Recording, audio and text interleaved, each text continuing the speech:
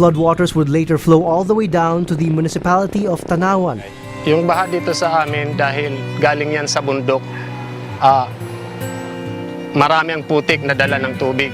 Kaya isa itong dahilan na kung bakit nagkakaroon ng malaking distroso yung pananim namin kasi maraming iniiwang parang lahar sa mga lupain namin, lalo na sa palayan. Sa ngayon, parang manhid na kami.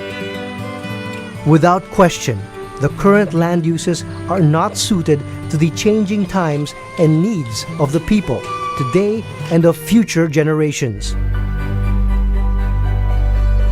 Forests are cut down for wood and farmland. Waters are diverted to crops and settlements. Mountains are hollowed out for minerals. These practices, if left unchecked, have serious negative consequences. Deforestation has triggered landslides and spawned floods in lowland communities. Mining embowels the ground, allowing chemicals that poison agricultural lands downstream, the rivers and lakes, and all the way down to the coast. The natural wealth of the nation is dwindling and can barely cope with man's needs. From forests to sea. The country is used to top-to-bottom approach, a centralized form of planning. The national government would set, through the medium-term Philippine Development Plan, the defined directions to help push the country forward. There are also national, regional, and provincial physical framework plans which are policy-oriented and indicative in nature. For local government units, a comprehensive land use plan allows them to become active partners in achieving provincial, regional, and national goals by setting their own development direction. Most municipal government units have land use plans and zoning ordinances to regulate their own territory. However, municipalities have limited technical know-how to update them. Antonio Bernardo is the head of the Housing and Land Use Regulatory Board. Yan po isang nakakalungkot sa atin ngayon, no? Kasi sa mga panahon ito, palagay ko napakababa pa ng pagkakaalam at pagiging involved ng mga tao sa land use plan. Hindi pa nila ito naiintindihan. Bagamat nasabi na natin na napakahalaga ng magkaroon tayo ng land use plan.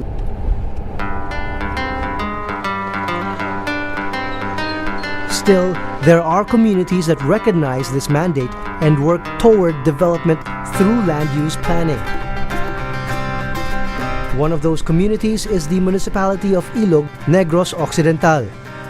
Efforts are underway to implement a forest land use plan, a crucial input in their comprehensive land use plan. Forest land use planning is a process to identify various issues and concerns in a forest land, at the same time to develop plans and programs to really counter the concerns and issues in the forest land management. And forest land use planning really identify what portion of the forest land could be subjected for protection as well as production forest, and to identify areas where community could engage in terms of economic activity, considering that many portion of the forest lands for now are really occupied by upland people.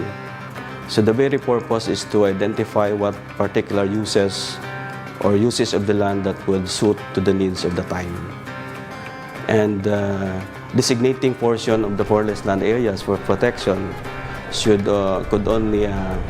could also support the needed requirements of the lowland people for water.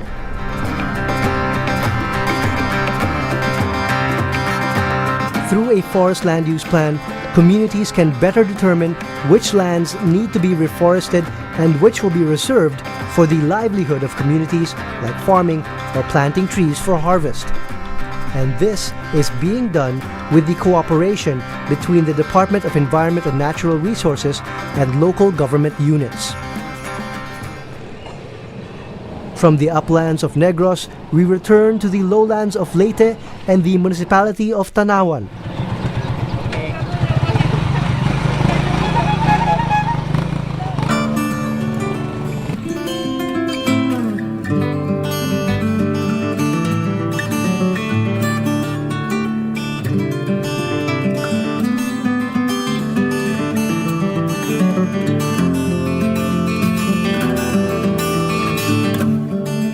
This is a model town in terms of land use planning. Each of its barangays has a land use development plan integrated in their municipality's comprehensive land use plan.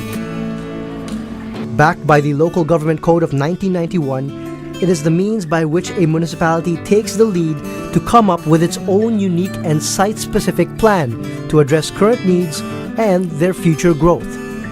Since 2005, GIZ has been strengthening the capacities of local planners from regional line agencies and LGUs in Leyte Island. It has assisted in enhancing or updating 18 municipal comprehensive land use and development plans. The approach is participatory. Broad-based planning starts at the lowest level of government, the barangays.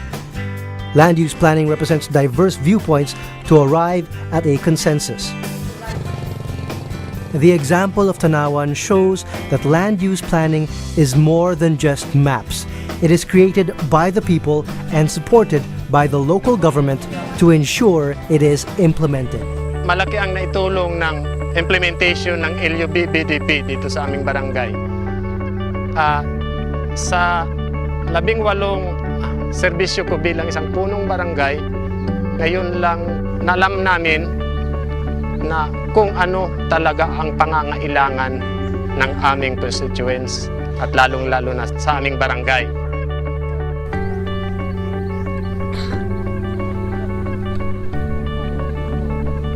Hindi naman kailangan na may technical knowledge yung barangay.